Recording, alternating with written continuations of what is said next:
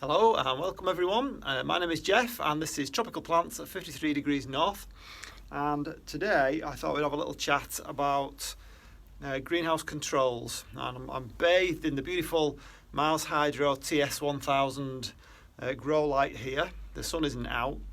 It's about 9 degrees outside and it does feel cold. There's a northerly wind, but I'm quite happy because it means that it's not going to cost me as much, which leads me rather nicely into talking about some of the controls that we've got. So I'm going to flick you around and let's have a look at what I've got going on to try and maintain this this tropical environment in a totally unsuitable climate at 53 degrees north. Okay, so I'll just flick you around and let's have a look at what we've got. Okay, now at that point I normally forget to turn the camera back on and do a whole 10-minute section and have to do it all again. But this time I remembered, so we'll start off with fans. Okay, so I've 2 fans on the go. I've got this cheap Lipper. I don't know, I'll put that label on upside down. Lipper. Oipla. I don't know how you pronounce that. Oipla. Yeah, I'm just trying to twist my head upside down there. Oipla. Strange. Okay, so that was only a cheap fan, £12, something like that. But it works nicely. I've got it on a timer.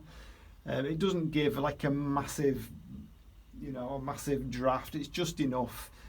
Orchids like, in fact, all plants like fresh air. I did read on the St. Augustine Orchid Society website that orchids in particular are fresh air addicts. In fact, they actually prefer the fresh air than the humidity, and the advice on there was to really open up your doors, open up your vents and get as much air as you can in, which I did that in summer, but obviously at this time of the year in November it's all completely fastened up. I've got the doors fastened up, I've got all the vents, I've taken out the automatic vent openers so they won't open if we do get a warmer day. I've got 1, 2, 3, 4, 5 louvre windows in the corners and one at the back down there next to that fan, another one over there, and 2 on the left and right down here behind all the paraphernalia under there, and 1 underneath there as well. And when you get all that lot open, and of course the big double front doors, then there's no problem with the heat. It ventilates it really well, even with minimal shading on. So that's the ventilation. In winter even, we do have the fan. This fan is actually on a timer, just one of those bog standard timers that we all use for Christmas lights or for lights in the house. I'll just turn that fan off again. So you can just about see under there.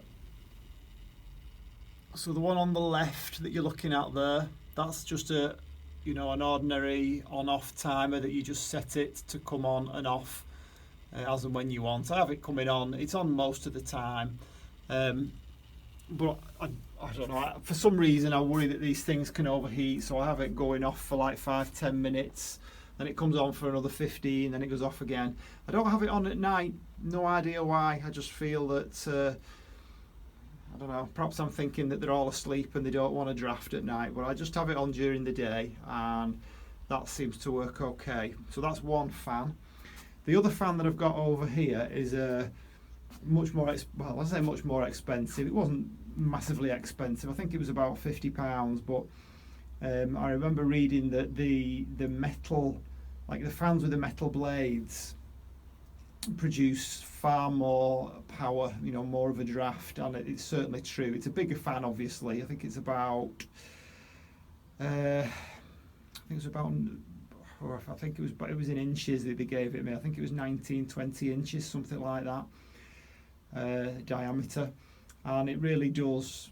It's got 3 settings and it really does give a force 10 gale if you want it. I have that coming on at the moment at 16 degrees.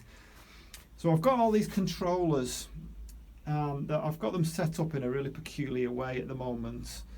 and I'll try and explain that in a minute. We'll start off with the heat. Obviously the heat is massively important. I used to use this one. Now this heater is quite a cheap one, and really I don't know whether I should have just stuck with that, because the heater that I've got, a much more expensive Parma Bio Green one, they both seem to do the job just perfectly well as they are. I don't really see any benefits in the more expensive one. But anyway, I did buy the more expensive one, and I've got that one as a backup.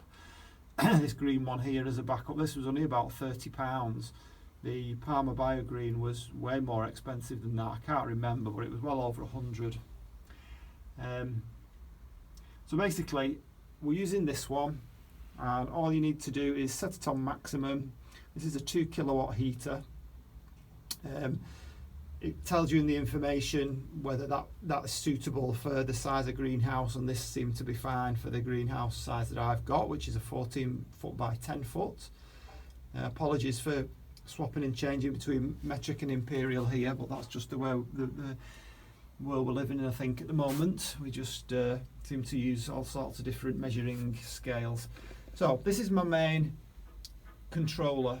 This is an Inkbird controller, as you can see there, and I found that the Inkbird ones, I think they're Chinese made, but they were much cheaper, and actually they're absolutely fine. They do the job perfectly well.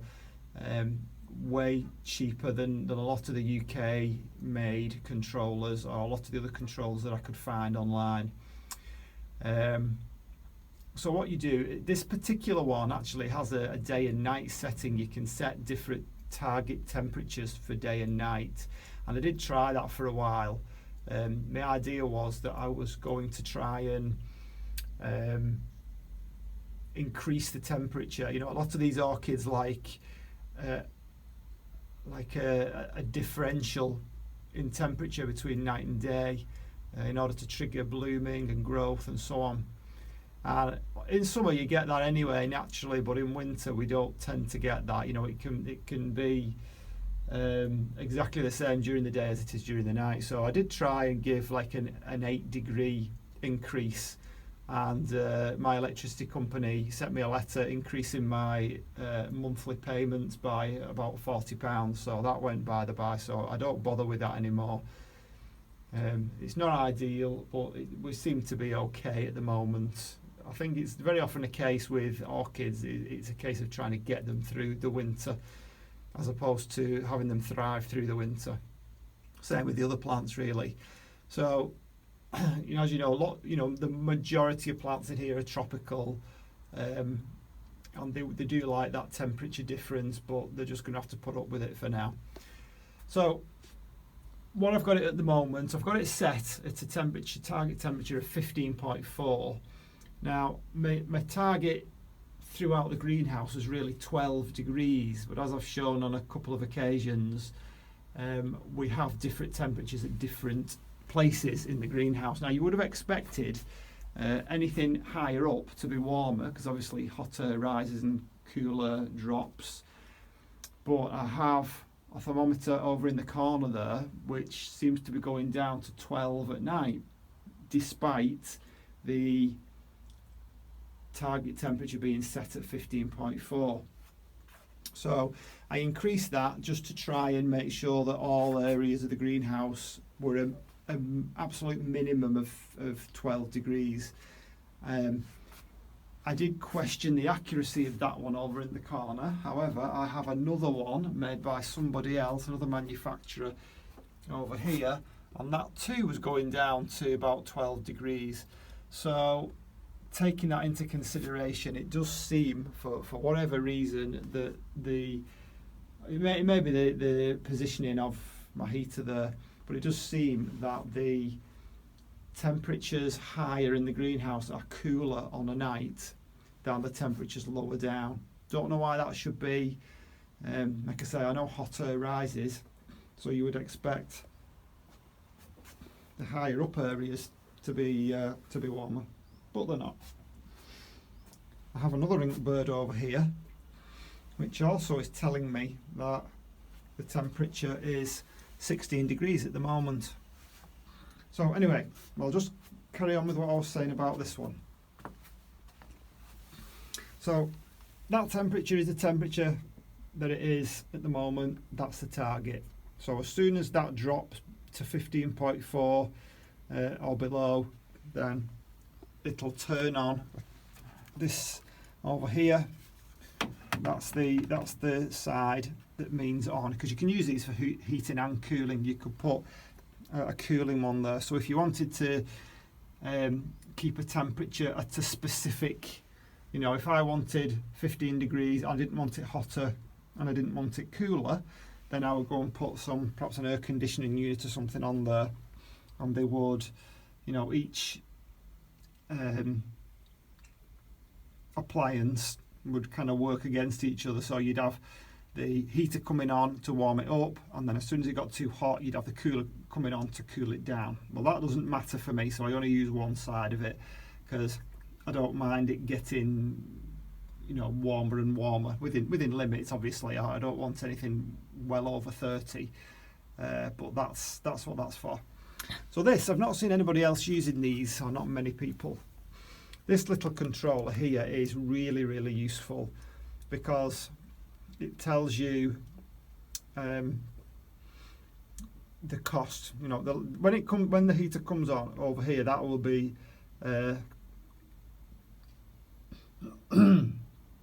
pardon me, that will be telling you how much power it's drawing, and obviously in this case it's going to be just under 2 kilowatts. And that one under there, that's the important one. You input how much it costs you per hour. I think I put 15p, which I overestimated it just to keep within, you know, so that I didn't get a surprise when I got my bill.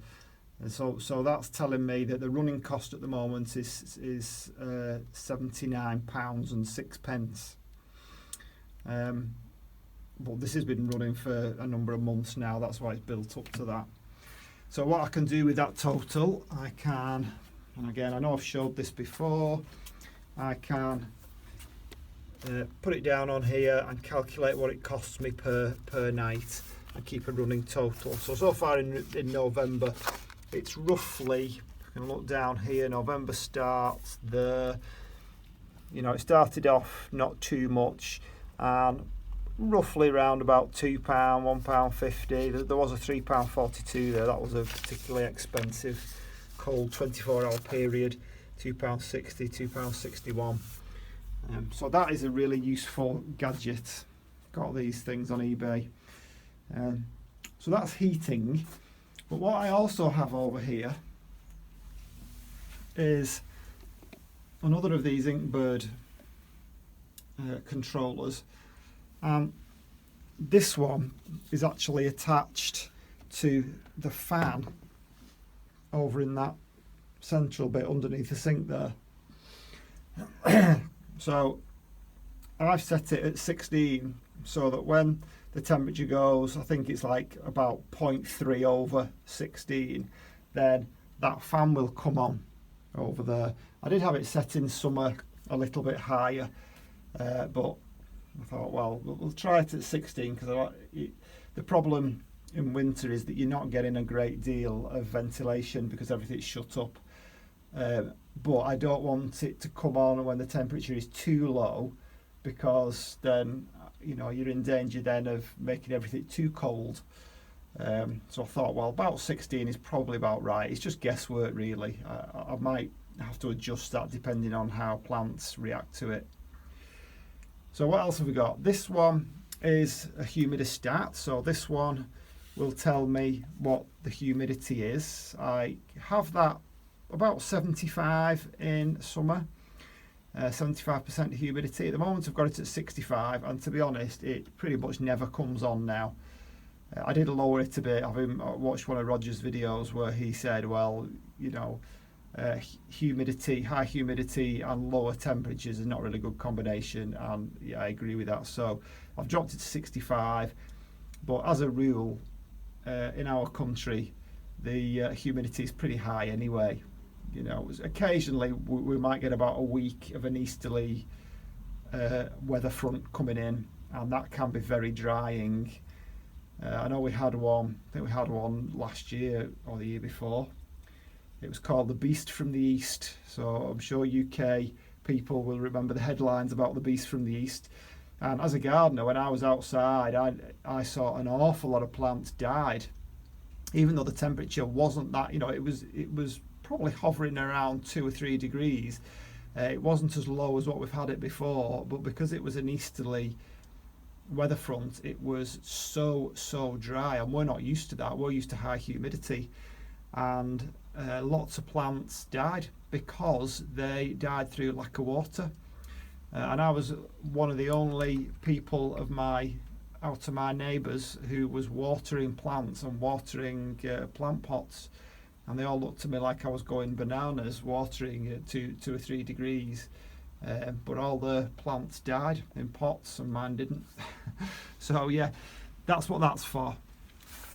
So we've talked about the humidity, what controls humidity, what controls the fans. 2 different controllers I've got for the fans. I've got the lighting too, the new Mars Hydro. That's this one, and that's just on another one like that. It looks slightly different, but it's the same kind of thing. It's just one of these. I've got it right at the back there. Just one of these timers. And the good thing about these is that not on this side, it's on the other side. There's just a little switch, so you can just flick it with your finger when you come in, just to give a little bit of light, and then flick it off again when you go outside, and it can go back onto the timer. I've got it set at the moment to come on at 4 o'clock till 7 o'clock, just to extend that day. So that's ventilation. That's the ventilation I did mention inside that these things are. This is a Rhino greenhouse, and these things are automatic. They come with you can buy them specifically for the Rhino greenhouses. They're great, by the way. I would definitely recommend these Rhino greenhouses. I spent a lot of time looking at greenhouses, and for the price, these are absolutely solid. So yeah, they have like an automatic thing in there that reacts to the heat. You can adjust them. I must say, I had quite a few in the old greenhouse. These aren't as adjustable. They're not as easy to adjust, and you can't actually make them open. I wanted to make them open at a higher temperature than what they were opening. They were opening too low or too soon for me, but there was nothing I could do. I think they do sell specific orchid. I think they call them orchid tubes, or there's the tube that goes down the middle. Here they are over here. Something to do with a wax tube. I think it said they were filled with orchid wax. The ones that you could get, they were a lot more expensive than these ones. These ones, let me think. The highest temperature you can get them to open is about 17, 18 degrees Celsius, which isn't that high really, because if you have orchids, you might only want them to open like 22, 23 degrees. That's what I thought anyway, and then I read that information about ventilation, and I changed my mind on that, and I let them open at 18 degrees. So that's those. They're automatic, but like I say, I've taken those out for the winter. They're dead easy to put in and take out.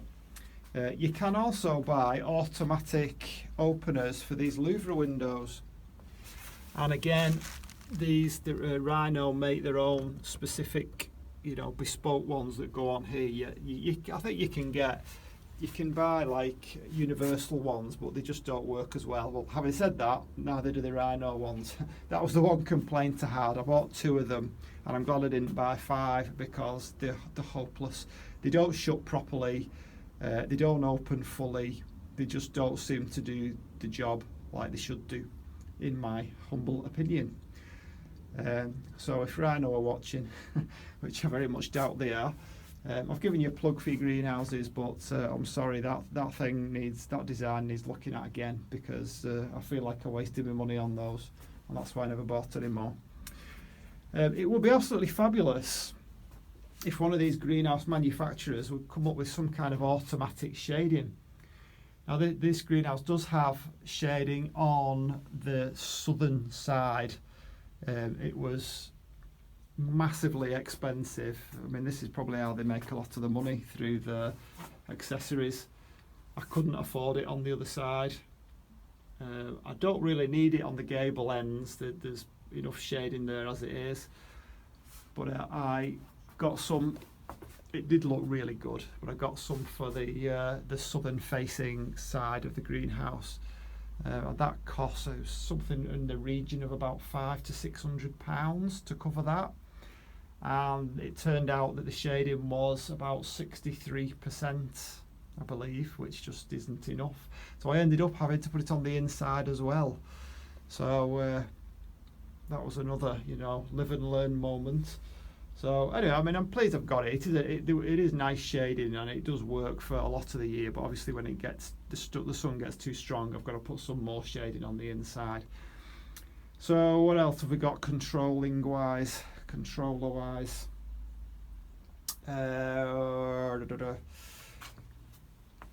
The heated propagator. It's just to give a little bit of bottom heat. You can just feel it warm, and it comes on and off as and when it wants to.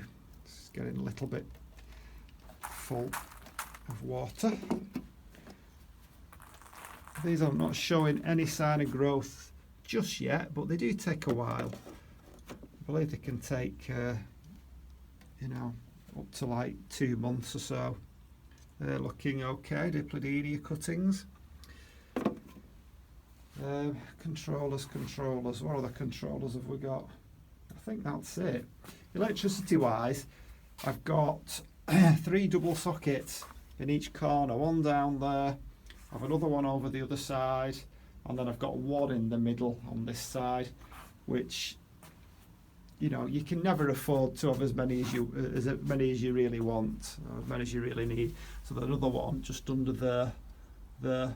I could have done with one in each corner. That really would have been ideal, but I'd already spent my budget. Oh yeah, I've got these ones. So these tubular ones, these tubular heaters, these also have their own thermostat. This one is a 4-foot one, and it was about £30, I think. And it is absolutely red hot. You touch it, it is very, very hot. And they're a very, very low wattage.